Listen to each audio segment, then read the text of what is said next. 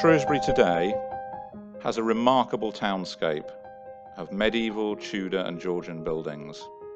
But there are areas within the town where demolition and reconstruction has altered this apparently well-preserved pattern.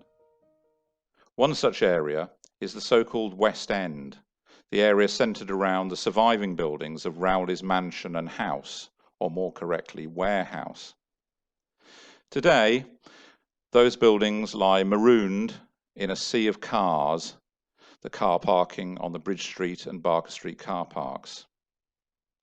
What I aim to do in this talk is to recreate that area as it would have looked 60 or 70, 80 years ago, before the widespread demolitions for bus stations and car parks that occurred in the 1930s.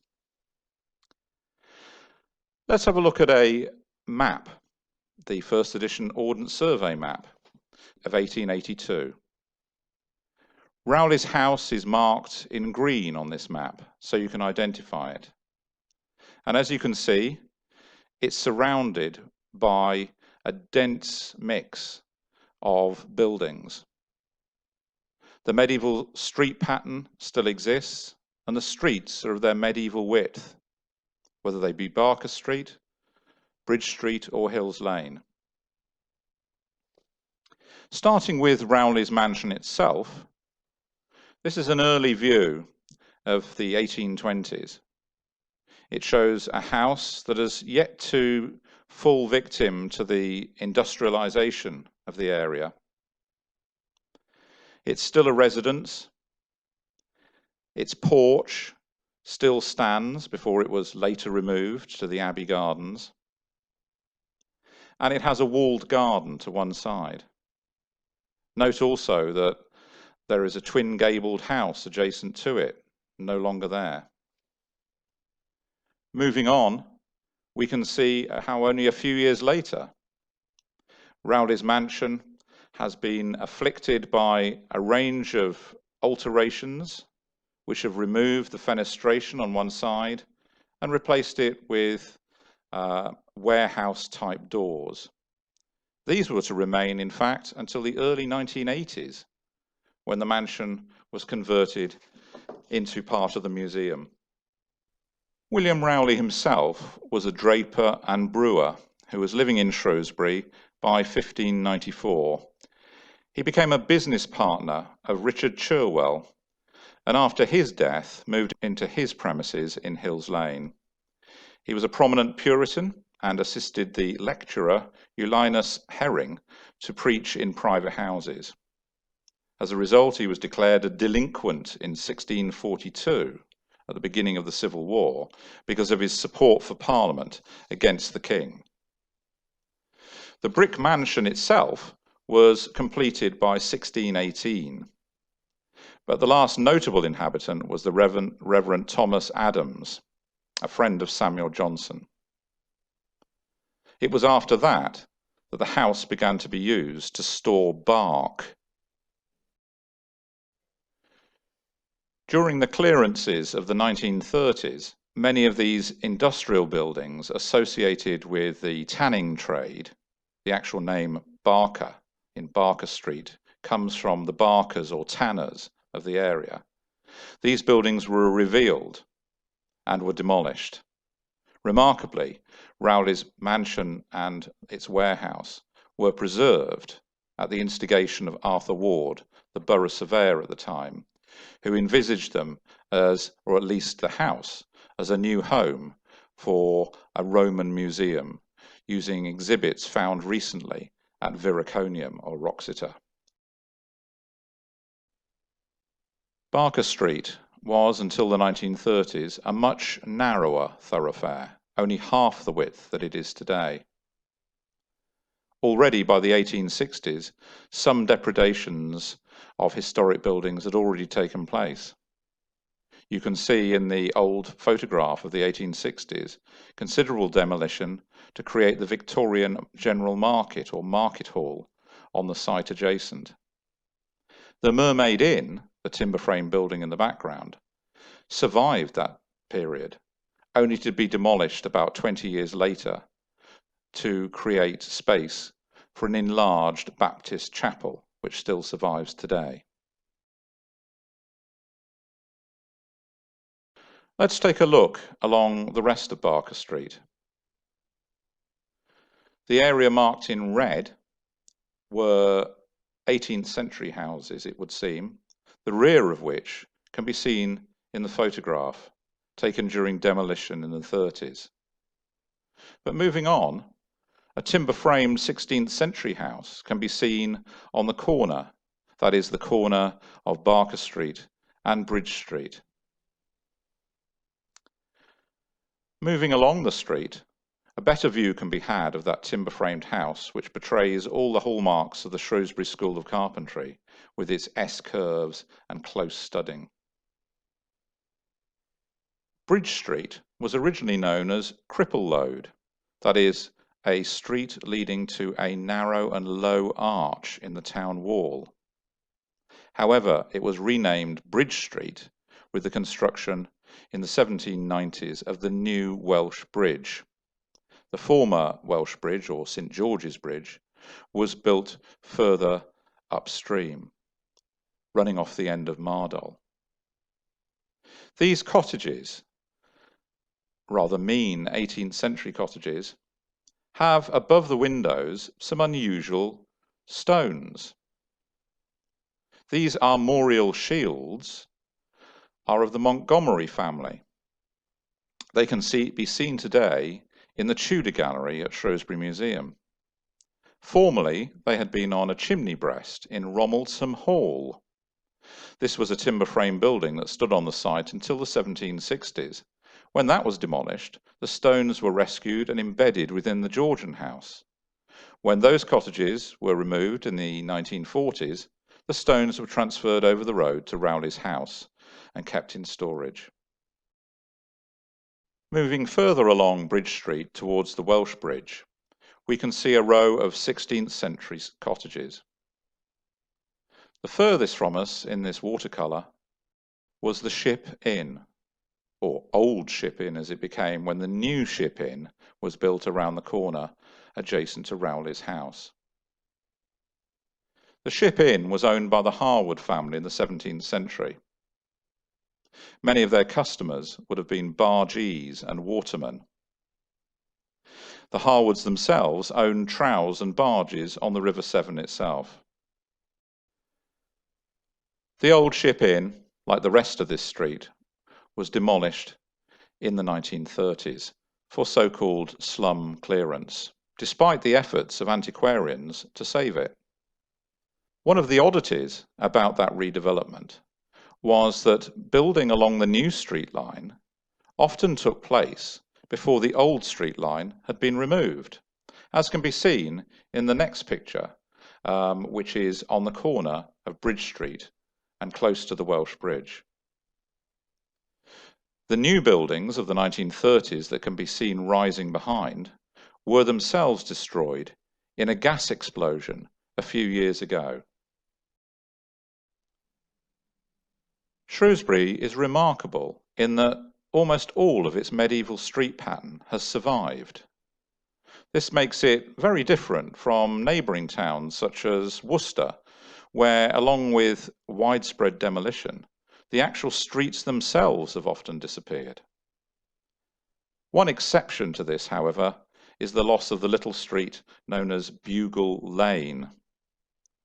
Bugle Lane ran between Hills Lane and Bridge Street, and on it stood the Bugle Inn, formerly known as the French Horn. However, it too was to disappear in the 30s.